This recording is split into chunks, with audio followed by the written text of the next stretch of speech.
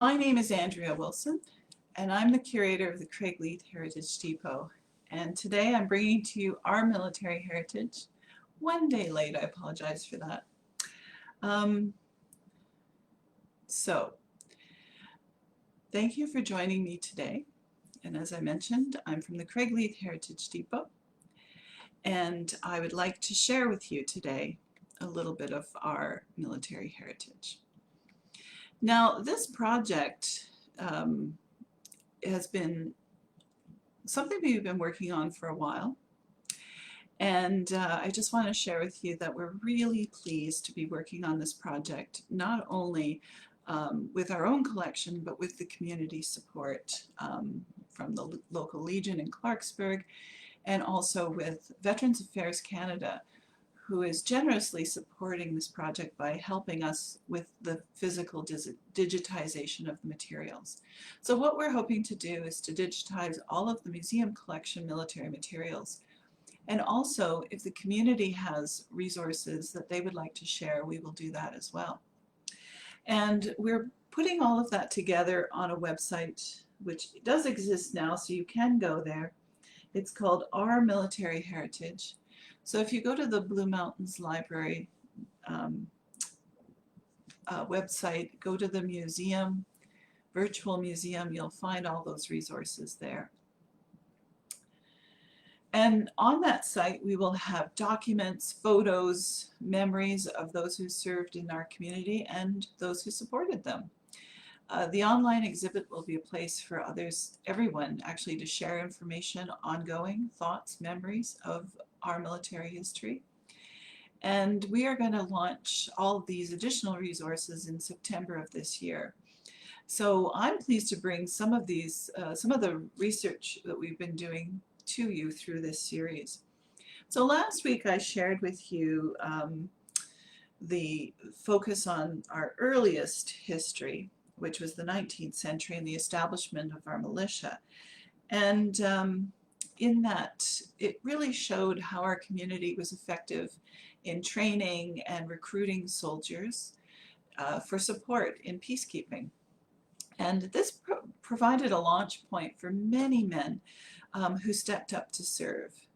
And in Collingwood Township, and eventually when the town of Thornbury was established, many men went off to serve in all sorts of capacities.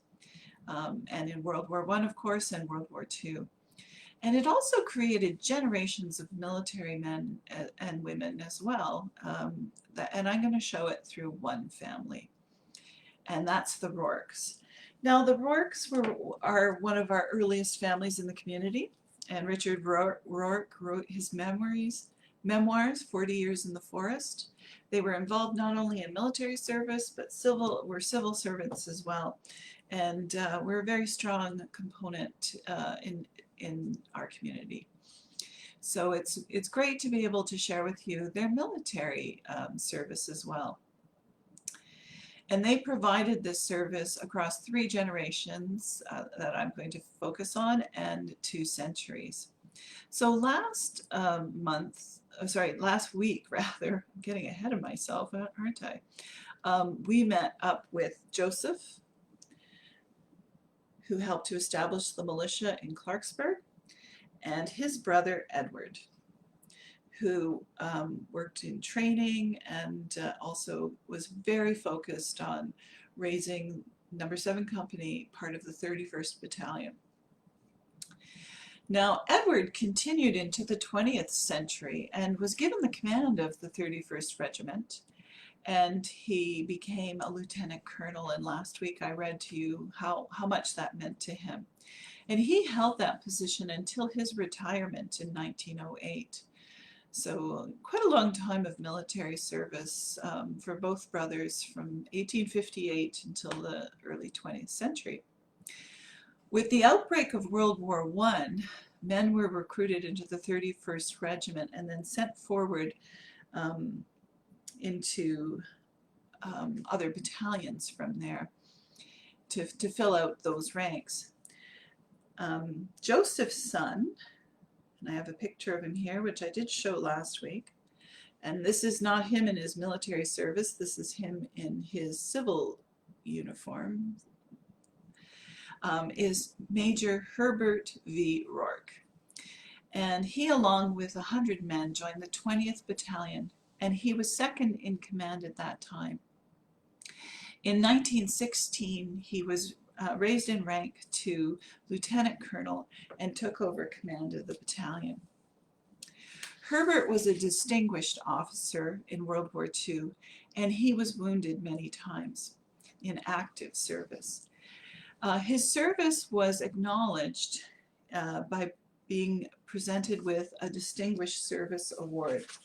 So in this document, which is found on Library Archives Canada's website under the Military Service Attestation Papers for World War I, and I'll read it to you because it's this line right here. On May 11th, 1917, he was awarded the DSO. And that is, and this is from Veterans Affairs Canada's website, it's this medal, and it's called the Distinguished Service Order. And this order is generally given to officers in command above the rank of lieutenant colonel, and awards given below this are usually for a high degree of gallantry, just short of deserving the Victoria Cross. But that's not the only award he received for his service in World War I. The documents point out all the issues and activities that he went through during his service award.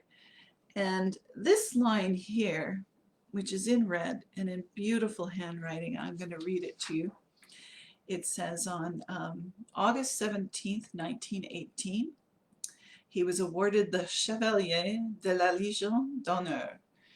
So he received France's highest award, which is the French Legion of Honor.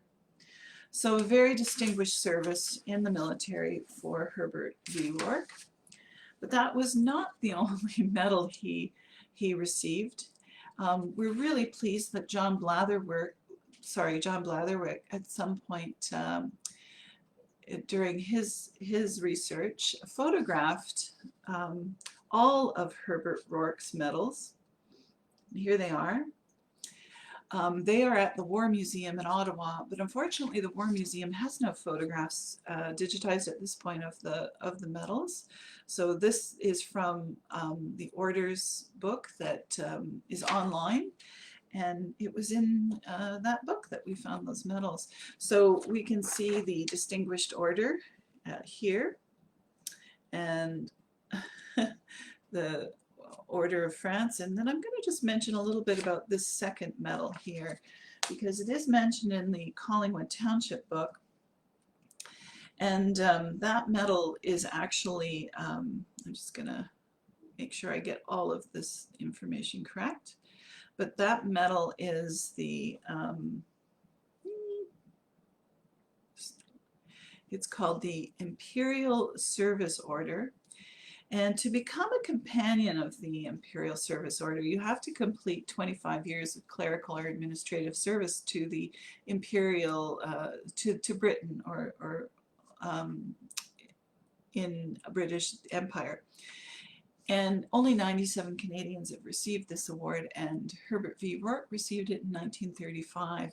And it was only awarded between 1902 and 1935.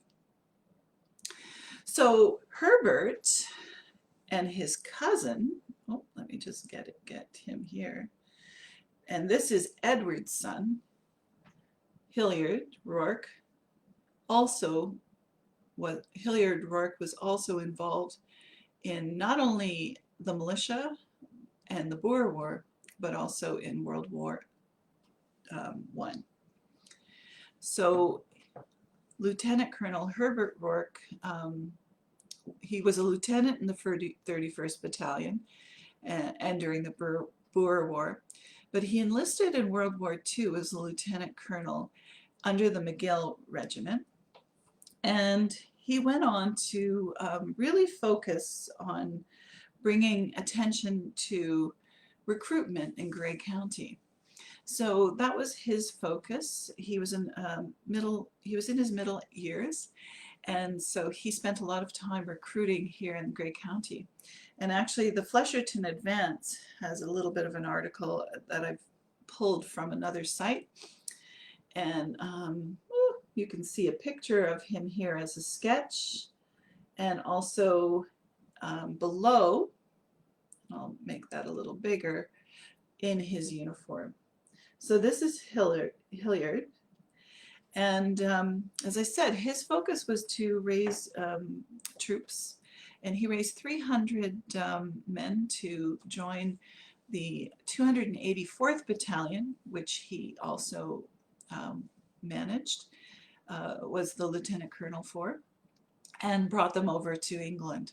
Fortunately, his health didn't allow him to see active service at the front, but he was obviously involved in their transportation to England and some of that training. Okay. The next generation of Rourkes to follow in military footsteps started really early, and that was Hilliard and Herbert's nephew, and here he is in 1916, and this is Willard Roarke. Now obviously his uncles had a huge influence on him, and probably one of them provided him this wonderful outfit, complete with a swagger stick, showing that he too had designs on an officer's commission. Now Willard didn't necessarily follow as a soldier in those footsteps. Instead he went a different route, although he was quite impressive in this picture as a military soldier in the Canadian services, but that's not what he did. Instead, he received his license as a chaplain in the Royal Navy and served in the British Royal Navy. He was posted on the HMS Emerald, and he served in East Indies Station. The most wonderful donation we have had in the last few years was from a woman in Arizona who had in her possession Willard's letters home during this time of service. And they are online on our website, and they will be moved over into our military past. But right now you can actually read them on our virtual museum. And if you go to the Blue Mountains history.ca, and I'm going to show you the whole site, you'll see it here. I'm going to show that again in a minute. But he wrote of his time in service in a series of letters. We also have all sorts of photographs of him, including that wonderful picture of him in his youth. Willard, after his service in the Royal Navy, returned to Canada and went to university in Alberta, at the University of Alberta, and received his law degree and was called to the bar. But in 1940, he left that to join the Seaforth Highlanders as a private. So he got his first feet wet as a private. And but it didn't take him long. Within a year, he received his commission in 1941, and of course received service in World War II. He returned from World War II as a major. So this is a photograph of him in World War II in his uniform. Obviously, it's in a local setting here. He was raised by his aunt as his mother had passed away in childbirth. So you can see that series of photographs and images of Willard and follow his military career through our online service. After the war, Willard returned to Alberta, continued his law practice, but was also always interested in military interests. So you'll see that in photographs as well. There's one photograph of him proudly wearing his uniform again and noting that he still fit into it, which is a great story in itself. All these stories are only shared because of the generosity of our community. here and of course beyond our borders, bringing back this material for us to share with our community. So our images, documents, and memories really come from the community, and we hope to make sure that they're always available to the community through this online portal. So if you have any resources in your family about our local Town of Blue Mountains area members, please contact me. I'd love to hear from you. I can be contacted by email at depot, D-E-P-O-T, at thebluemountains.ca, and we can be in touch. Next week, I'm going to focus on World War I. We had a lot of people serving in that war, and I'm going to just have to share with you only a few select stories of the men and women who offered their service, and also I'm going to share a little bit about the community engagement during that war. So I hope to see you next week, again back on Thursday morning at 9:30. Thank you very much for joining with me today, and please share this with as many people as you can, because we really want to get the word out about these local stories. So until next week, have a great May weekend. Bye.